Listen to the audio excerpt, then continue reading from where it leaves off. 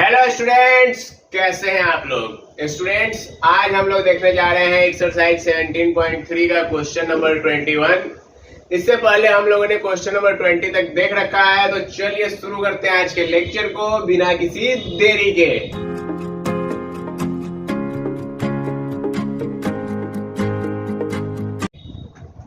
देखिए students, question number 21 कह रहा है the sum of m terms of N AP is the sum of n terms. कहने का मतलब ये हुआ कि कोई एक एपी है, उसके m टर्म्स का जो सम है वह किसके बराबर है, वह बराबर है n टर्म्स के सम के। तो आपको शो करना है कि m प्लस n टर्म्स का जो सम होगा वो कितना होगा बच्चों, 0 होगा। तो देखिए सम ऑफ m टर्म्स यदि है तो सम ऑफ m टर्म्स का फॉर्मूला क्या होगा, m/2 2a plus m minus 1 into D. Clear है, कोई परेशानी नहीं। और सम ऑफ n टर्म्स क्या होगा, n/2 2a plus n minus 1 into D.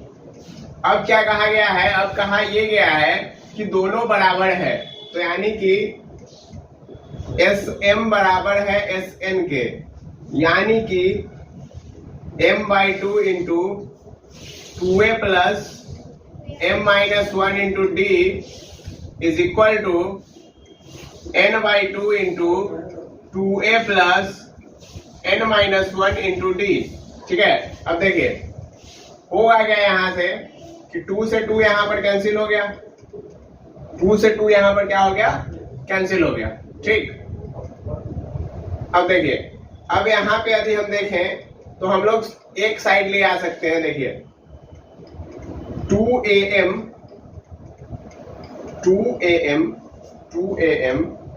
Plus m into m minus 1 into D बराबर 2an plus n into n minus 1 into D. ये बन गया। क्लियर है, कोई परेशानी नहीं। अब देखिए इसको यदि आप एक साथ लाइए, इसको यदि आप एक साथ लाइए तो 2a को आप ले लीजिए कॉमन, तो क्या बच गया, m माइनस n। ठीक है, 2a को आप ले लीजिए कॉमन तो क्या बच गया, m माइनस n। और प्लस d को आप कॉमन ले लीजिए तो m into m minus 1 plus minus n into n minus 1। ठीक है, और ये किसके बराबर हो गया बच्चों, ये बराबर हो गया 0 के। क्लियर बात है, कोई परेशानी नहीं है। अब देखिए हमको क्या निकालना है, हमको निकालना है m प्लस n टर्म का सम। तो यदि हमको m प्लस n टर्म का सम निकालना है तो क्या होगा, m plus n/2 2a plus m plus n minus 1 into D. क्या यही होगा, बोलिए हाँ या ना, यही होगा। अब देखिए या तो हम लोग क्या कर सकते हैं कि किसी एक को किसी दूसरे के टर्म में करना पड़ेगा। कहने का मतलब ये हुआ कि यहाँ पे जैसे देखिए 2a निकाल लिए तो बाकी सबको उधर भेज के फिर यहाँ पर d के तरफ वैल्यू निकाल सकते हैं, या फिर d का वैल्यू यहाँ से निकाल दे बाकी सबको उधर भेज के, तो उसके बाद फिर हम लोग जो है इसको सॉल्व कर सकते हैं। तो इसके बाद जब आप इसको पूरा सॉल्व कीजिएगा तो आपका वैल्यू क्या आएगा बच्चों, 0 आएगा। तो इस प्रकार से हम लोगों ने ये शो किया है कि m प्लस n टर्म्स का सम कितना होगा बच्चों, m प्लस n टर्म्स का सम होगा 0। क्लियर है, आप इसको शिफ्ट कर सकते हैं। इस टाइप के क्वेश्चन हमने बहुत सारे देख रखे हैं, तो इसलिए मैंने इसको आगे सॉल्व नहीं किया है। क्लियर है, कोई परेशानी नहीं है। यदि कोई परेशानी होगा तो आप कमेंट जरूर करिएगा। अब चलते हैं हम लोग क्वेश्चन नंबर 22 पे।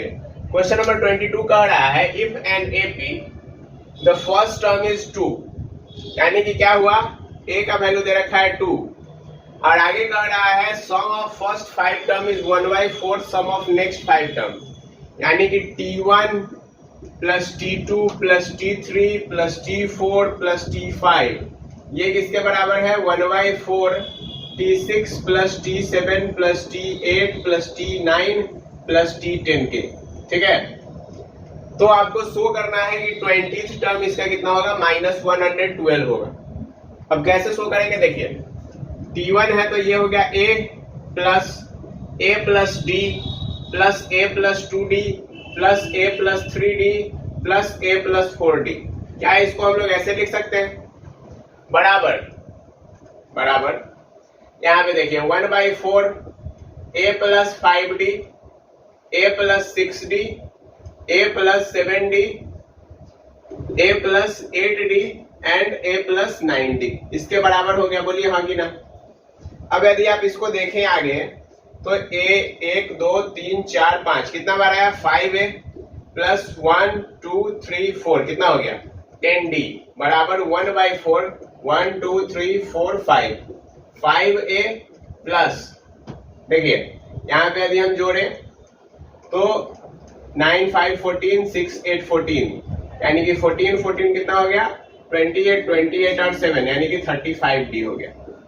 ठीक है, अब आप इसको मल्टीप्लाई करवा दीजिए, देखिए कितना आया 20a प्लस 40d बराबर 5a प्लस 35d यानी कि 15a बराबर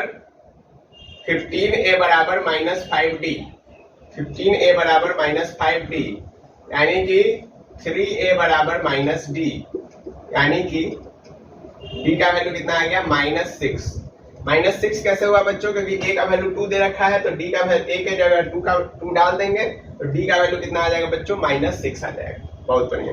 अब हमको क्या निकालना था, अब हमको निकालना था इसका 20वां टर्म। तो t20 बराबर क्या होता है, t20 बराबर होता है a प्लस 19d कितना a प्लस 19d, a का वैल्यू कितना है 2 है, 19 इंटू d का वैल्यू कितना है -6 यानी कि 2 प्लस 19 से क्या कितना होता है 114 यानी कि ये कितना आ गया -112। क्लियर है बच्चों, कोई परेशानी इसमें नहीं है। देखिए यदि कोई दिक्कत है तो फिर एक बार देख लीजिए, a का वैल्यू दे रखा है, पहले 5 टर्म का सम और नेक्स्ट 5 टर्म का सम हमने आपको बता दिया कैसे निकालेंगे सो, ठीक है। और ये 1/4 है तो यहाँ से फिर हमने एक इक्वेशन बनाया, d निकाला, फिर वैल्यू सब्स्टिट्यूट। क्लियर, उम्मीद है आपको ये सवाल समझ में आया होगा। अब हम लोग चलते हैं क्वेश्चन नंबर 23 की ओर। देखिए स्टूडेंट्स, क्वेश्चन नंबर 23 का रहा है the income of person is 3 lakh in the first year and he receive an increase of 10,000 to his income per year for the next 19 years. Find the total amount he received in 20 years. कहने का मतलब ये है कि एक व्यक्ति का, एक पर्सन का जो इनकम है वह कितना है 3 लाख रुपया है पहले साल में, और वह हर एक साल जो है 10,000 रुपए का इंक्रीमेंट उसको मिल रहा है, ठीक है, अगले 19 साल तक। तो पूछा आपसे ये जा रहा है कि वह 20वें साल में उसके पास टोटल कितना अमाउंट होगा। तो देखिए यहाँ पे सबसे पहले आपको क्या बनाना पड़ेगा, एपी बनाना पड़ेगा, ठीक है। तो फर्स्ट ईयर में उसको कितना मिला 3 लाख, दूसरे साल में कितना मिलेगा 3,10,000, ठीक है, तीसरे साल में कितना मिलेगा 3,20,000 एंड इसी तरह से बढ़ते जाएगा, ठीक है। तो ये हमारा एपी बन गया, जहां पर कि ए का वैल्यू कितना है, ए है 3 लाख रुपया, डी का वैल्यू कितना है, डी है 10,000 रुपया, ठीक है, डी वैल्यू कितना है 10,000 रुपया। आपसे कितना पूछ रहा है, find the total amount he received in 20 year, यानी कि 20 साल में उसके पास टोटल कितने रुपए आए, यानी कि आपको S20 निकालना है ना कि T20, ठीक है। आपको क्या निकालना है, S20 निकालना है, ठीक है। तो S20 निकालने के लिए हम लोग क्या करेंगे, n/2 2a plus n-1 into D वाला फॉर्मूला लगाएंगे। n का वैल्यू है 20, 20/2, a का वैल्यू कितना है बताइए 3 लाख रुपया,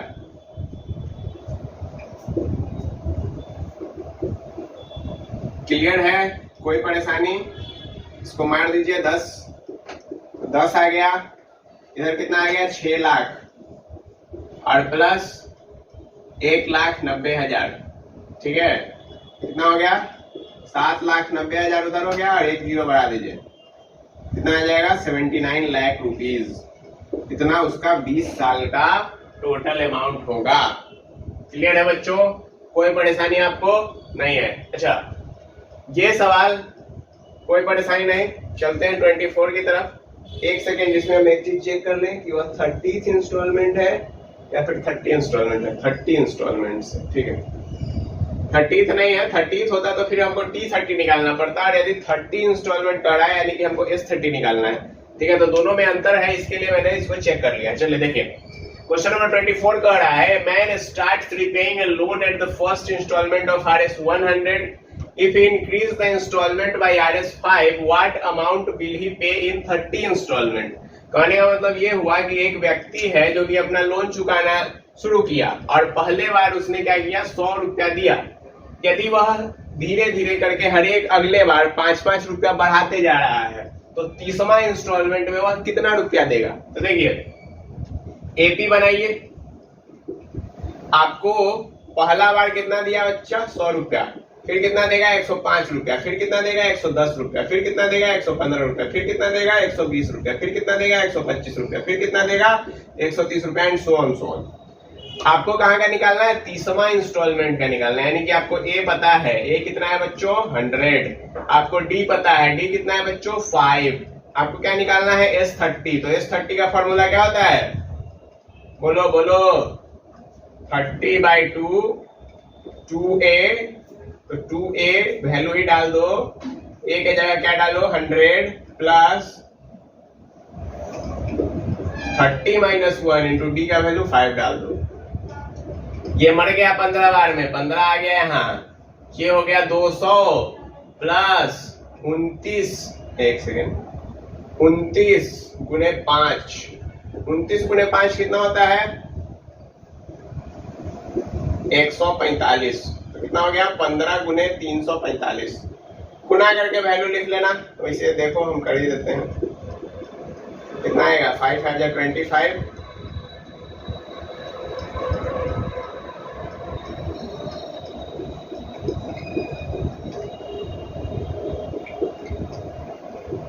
5175 आ रहा है। ठीक है, मल्टीप्लाई चेक कर लीजिएगा आप लोग अपना।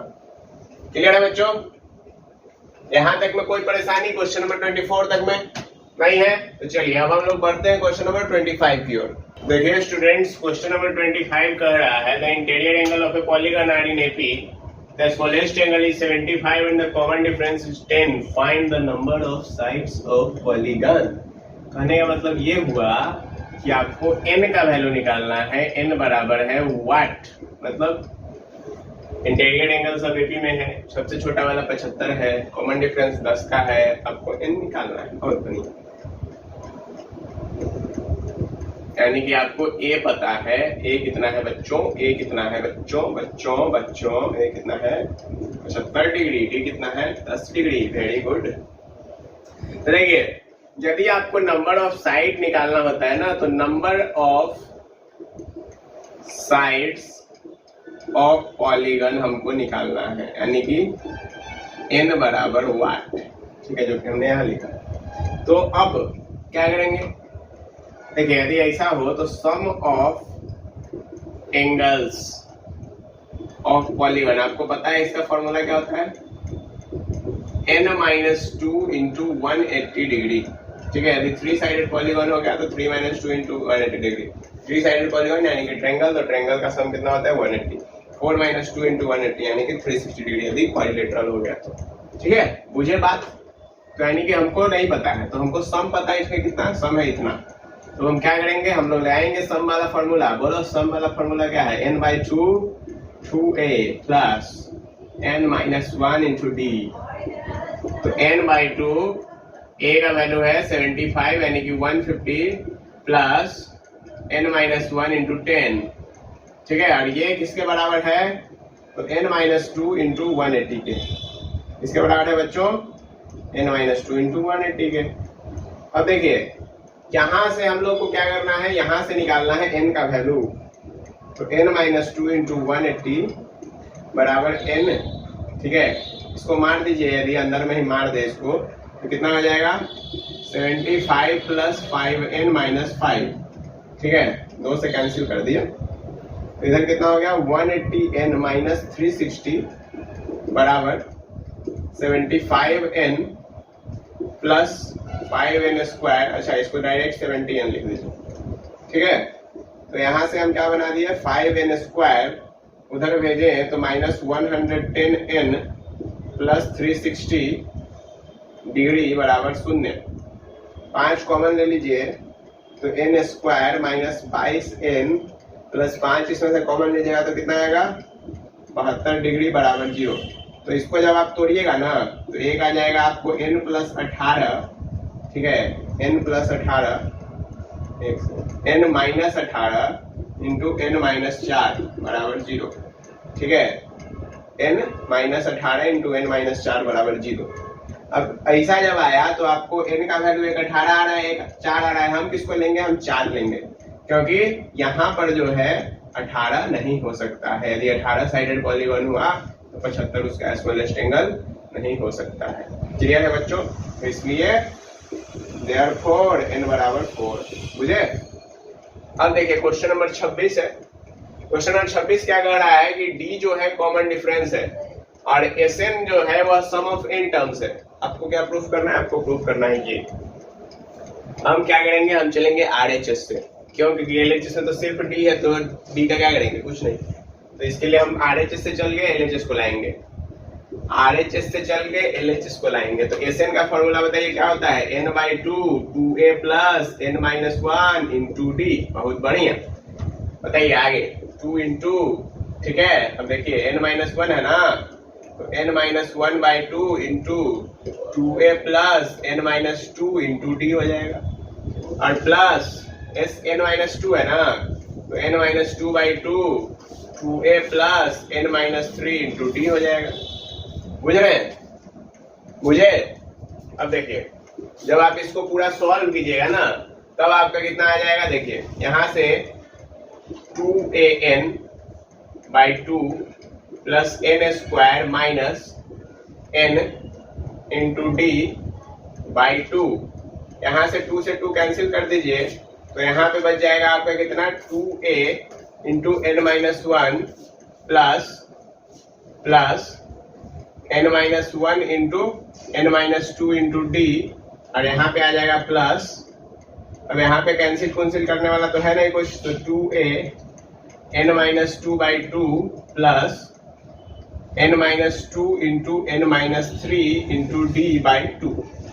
इससे इसको मार दीजिएगा, ठीक है, इससे इसको मार दीजिए।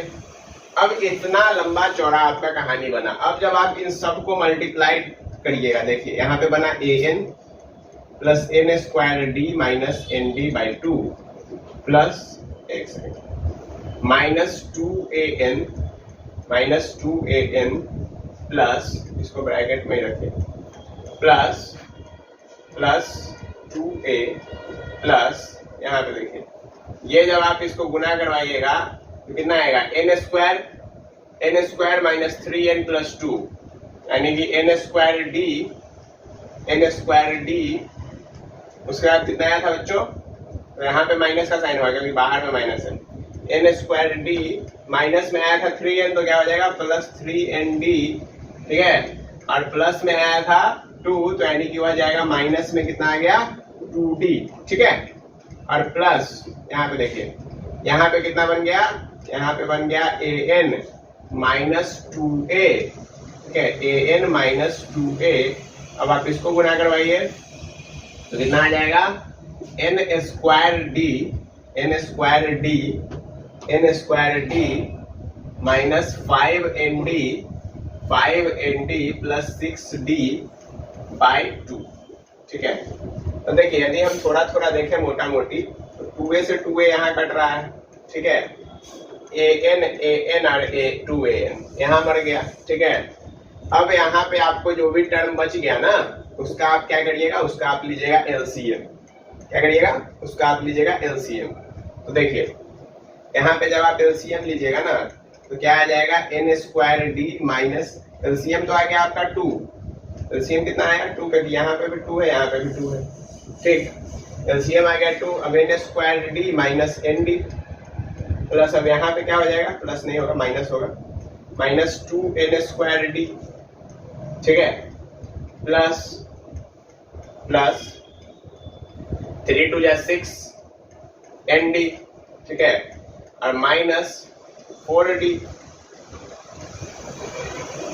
Plus n square d minus 5nd plus 6d। दिखा, एन स्क्वायर डी और 2n square D cancel, 5 N D और 6 एन डी कैंसिल। अब बच गया इधर कितना बचा था हमारे पास, 6d है ये, 6d minus 4d by 2, 6d minus 4d by 2 that is 2d by 2, 2 से 2 कैंसिल आउट, दैट इज कितना आ गया बच्चों, d आ गया।